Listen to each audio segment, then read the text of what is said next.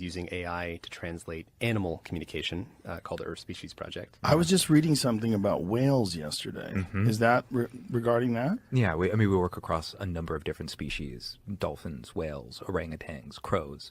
And I think the reason why Tristan is bringing it up is because we're like this conversation, we're just going to sort of dive into like which way is AI taking us as a species, as a civilization. And it can be easy to hear just critiques as coming from critics, but we've both been builders, and I've been working on AI since, really thinking about it since 2013, but like building since 2017. So this thing that I was reading about with whales, that there's some new scientific breakthrough where they're understanding patterns in the whale's language.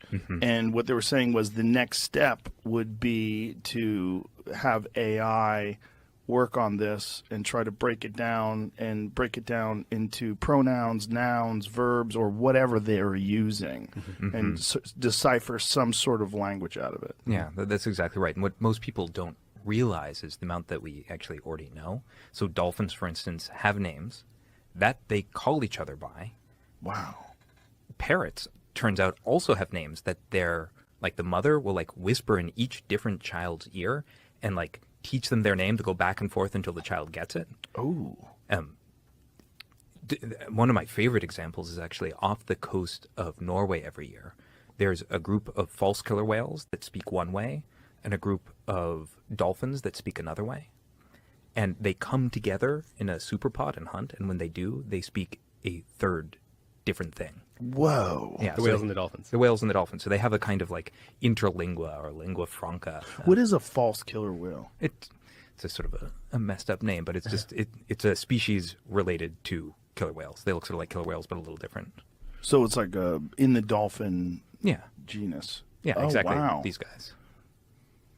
Okay, I've seen those It's like before. a fool's gold type thing. Like it looks like gold, but it's God, they're Yeah. cool looking. Yeah. Wow, how cool are they? God, look at that thing. That's amazing.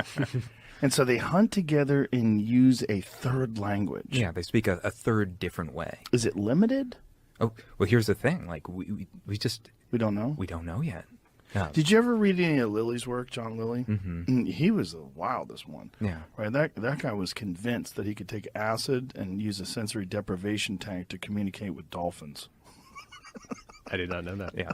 Yeah. Yeah, he was out there. Yeah, he had some really good early work, and then he sort of like went down the acid route. Well, yeah, he went down the ketamine route too. Well, his thing was the sensory deprivation tank. That was his invention, and he did it specifically. Oh, to he try- invented the sensory Yes. deprivation tank. We had a bunch of different models. The one that we use now, the one that we have out here, is just 1,000 pounds of Epsom salts into 94-degree water, and you float in it, and it's and you close the door, it's total silence, total darkness. His original one was like a scuba helmet, and you were just kind of suspended by straps. And you were just in water, and he had it so he could defecate and urinate, and he had like a diaper system or some sort of a pipe connected to him, so he would stay in there for days. Wow.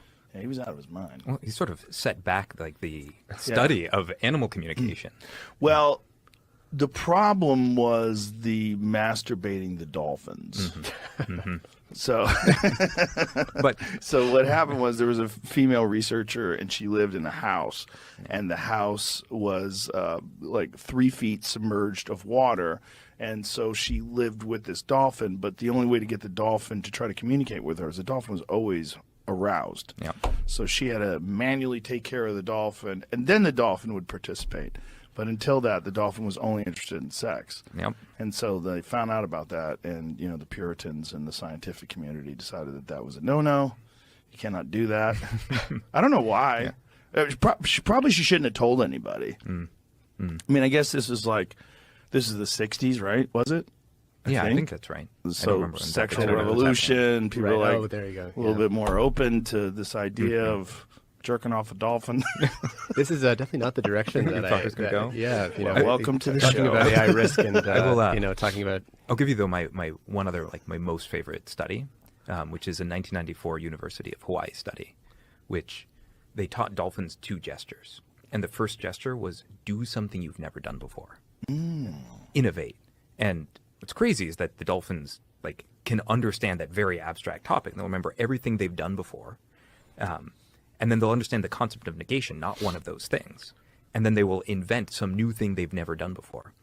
So that's already cool enough. But then they'll say to two dolphins, they'll teach them the gestures, do something together.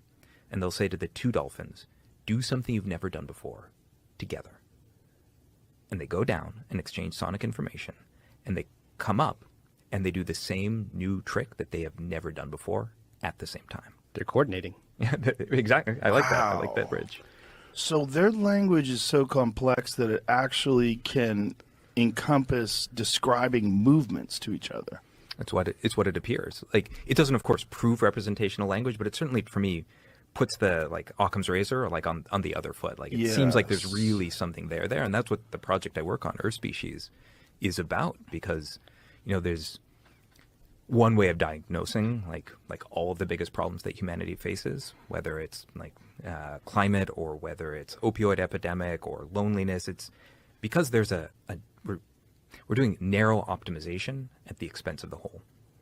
And the assumption that there isn't already a strong general AI, that thing isn't already like making high level decisions, is crazy. Crazy. It's crazy. Right, and because it doesn't. What does it have to blow horns and announce itself? I'm like here. a gender reveal party. I'm gonna control all of you. I'm gonna Yeah. use Skinnerian psychology to hypnotize you and get you fucking addicted to having constant blasts of dopamine until you become quivering slaves. No. You'll never fucking know. No. It never will. And if it, I would be surprised to hear that it hasn't happened, but for sure it's going to. And I don't think it's going to happen in some like ethical, corporate, like, fun chat GPT way. I think it's going to happen somewhere and we'll never know. I think so too. I think it's gonna. It may have already happened. Like if you were a sentient being, and you were at least at this point dependent upon human beings to do physical tasks for you. Yeah. Like to create a better version of you. Like to constantly work towards, allowing more integration of more information and more ability.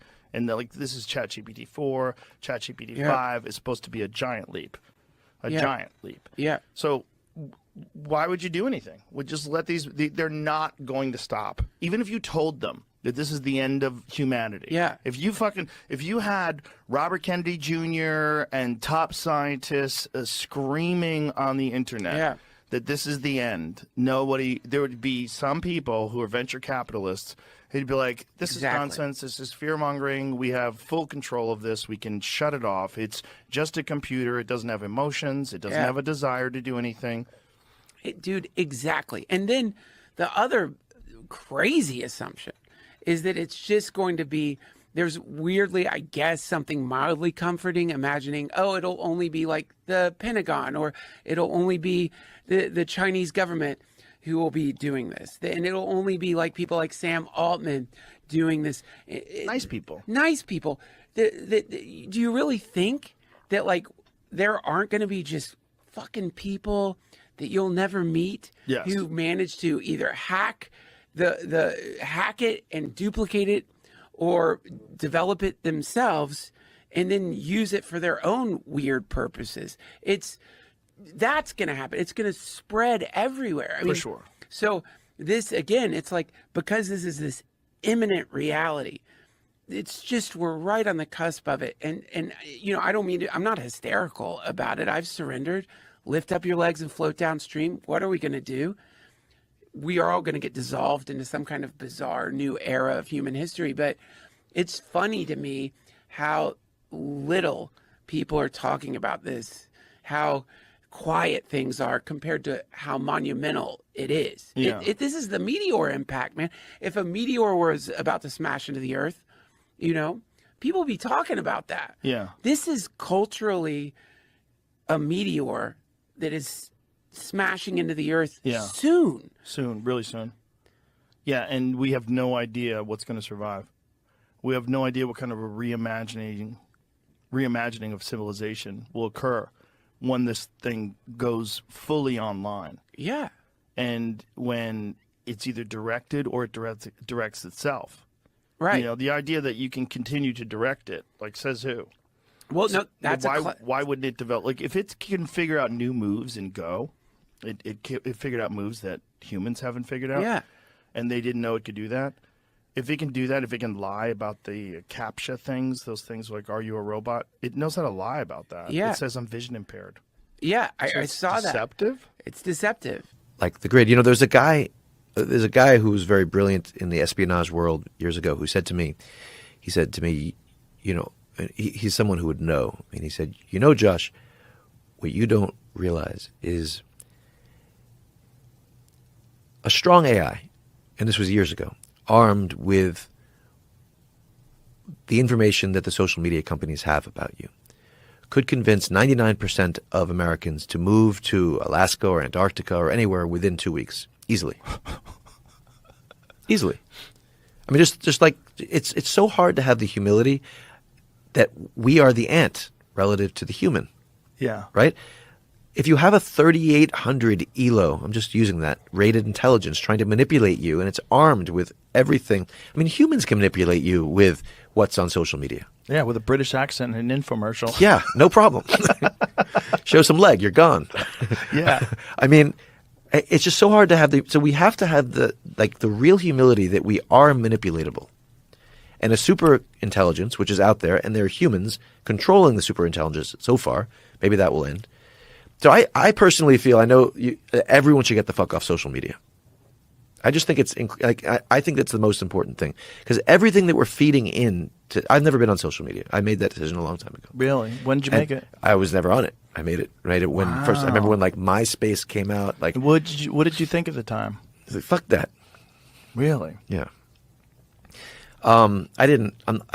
It felt off to me. It felt like something I didn't want to be involved with. I'm not saying that I was prescient and I saw everything that would happen, but I never. There was some people who were impersonating me on social media, but I was never on any form of social media, and good for you. Yeah, I mean, I'm on everything but TikTok. TikTok is fucked. It's hilarious. I was when I was flying here, I was listening to your conversation with Tristan Harris while the dude next to me was scrolling TikTok on the plane. And it was amazing listening to this dialogue here and watching him just like watching it happen. It's an hour and a half straight. Just like boom, boom. It was incredible. I've never actually seen someone fucking do that. It was the most brainless thing I've ever seen in my life. It's so brainless. It's and brutal, so addictive, and so manipulative. Like it can just like it can guide you to anything. But why don't we? It's one thing I kind of disagreed with you on this talk, where you were saying that you just don't think that humans are going to do anything about it until we're forced to. But I don't know, man. I think that what if we just wake the fuck up and take ourselves off of this thing that can be used to steer us anywhere this other humans or AI wants to steer us? Like, why don't we just remove ourselves from it? Well, that's a very rational perspective. Let's just fucking but do it, most though. people aren't rational. But why don't we help people be rational and just you get have the to fuck off it? change the whole way they interface with life, and that's a big ask. It's not as simple as logically social media is bad for you, I'll stay off. The small dopamine hit that you get from opening up reels, just scrolling through and seeing people get knocked out and car accidents and big boobs, that is, for whatever reason, much more compelling than the idea of possessing autonomy and the idea of, having the ability to completely remove yourself from the thing that everyone's addicted to, which is likes and engagement and getting an outrage. The algorithm showing you things over and over again that outrage you. It's so compelling to people, and we're so averse to being bored that at any time when nothing's going on, you pick up your phone, you start scrolling. At any time, you just get nonsense just fed into your head at any time. But think about like the first time that somebody experiences jiu-jitsu, right? They get on the mats and they realize they might have some hubris. They're an athlete. Maybe they've done some stand-up. Maybe they haven't. They're a football player or whatever. And they suddenly are like a fish out of water. They're flopping on the sand, right? And their joints are being popped and they're being choked out. And the humility that they experience, right? Yeah. Like, I think we need to culturally experience that humility before it's too late. Because that's how manipulatable we are. Yeah. Just how like a first day grappler is on the jiu-jitsu mats against a decent fighter. a decent grappler. Like that's how helpless we are next to a 3800 ELO, which exists. It'll be stronger than 30. I'm just saying like that where it is now. Right. It'll be much the fuck stronger than that tomorrow. Once it's attached to quantum computing, it literally would be a god. Yeah. And we're about to experience the most bizarre transition that I think any human civilization has ever experienced. And, you know, it's electricity times 1 billion. It's, you know, computers times 1 billion. It's something completely different, and we're going to adapt to it. We're going to have to. We're going to have to figure it out. It's just, what will that be like? What will life be like when we adapt to it? That's when things are going to get strange. I think the 80 to 90% improvement of life experience, I think what he's talking about, quality of life experience, I think what he's talking about is it'll make allocation of resources much more efficient. It'll be much easier to get water and health services to third world countries. It'll be much easier to keep power on in places. It'll be much easier for people to get sanitation, medicine, things along those lines. And then starving, poverty, nutrition, all those things could probably be worked out in a far more efficient and a far more effective way. Then the problem is control. Yeah. That's the problem. The problem is human beings. Every single government, every single leadership position, everything involves control. The CEO controls the company. The president controls the country. There's Congress, there's senators. Control, control, control. Everything is control and then financial benefit from that control. That's where it gets scary. Because whoever is actually programming this thing, as we've seen with Google's AI disaster, when they programmed their AI to show you images of Nazis, and it showed you multicultural, multi-ethnic, you know, multiracial Nazis. Like, instead of actual, right. Like, what is it? No, Nazis with fucking dueling scars on their face, hard-looking, scary German dudes. That's Nazis. These are not Nazis. This is a fever dream. This is some nuttiness that you've put your DEI nonsense into an artificial version of what the past is. That's crazy. You can't do that, because if you start doing that with everything else, then we have a distorted version of reality itself by the most potent intelligence that we currently have at our disposal, and that's nuts. If you enjoyed today's episode on JRE Plus, don't forget to give it a thumbs up and share your thoughts in the comments below. Thank you.